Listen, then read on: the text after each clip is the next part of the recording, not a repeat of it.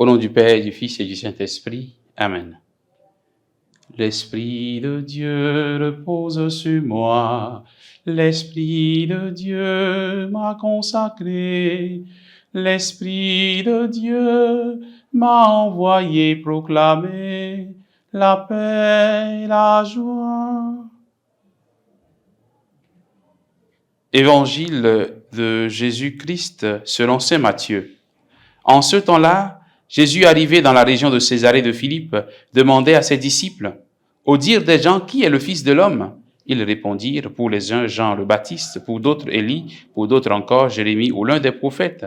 Jésus leur demanda, « Et vous, que dites-vous? Pour vous, qui suis-je » Alors Simon-Pierre prit la parole et dit, « Tu es le Christ, le Fils du Dieu vivant. » Prenant la parole à son tour, Jésus lui dit, « Heureux es-tu, Simon, fils de Jonas, ce n'est pas la chair et le sang qui t'ont révélé cela, mais mon Père qui est aux cieux.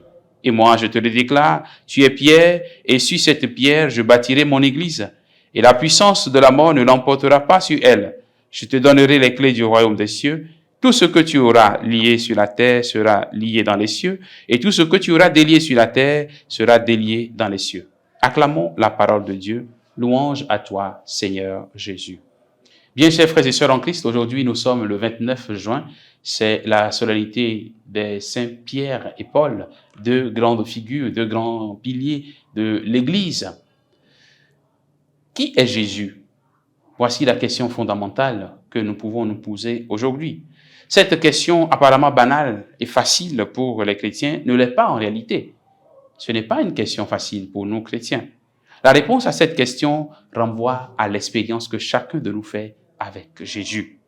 Qu'est-ce que je connais de Jésus à partir de ce que j'ai vu, de ce que j'ai entendu, de ce que j'ai vécu avec lui? Qu'est-ce que je connais de lui? Que puis-je dire de lui? Qui est-il pour moi? Sommes-nous capables de dire notre expérience avec Jésus? Sommes-nous capables de partager cette expérience avec nos frères et sœurs? Sommes-nous capables de nous laisser porter par cette expérience que nous avons faite avec Jésus? Les deux figures, Pierre et Paul, bien qu'étant différents dans leur caractère et dans leur façon de faire les choses, se rejoignent dans l'expérience concrète qu'ils ont faite avec le Christ Jésus.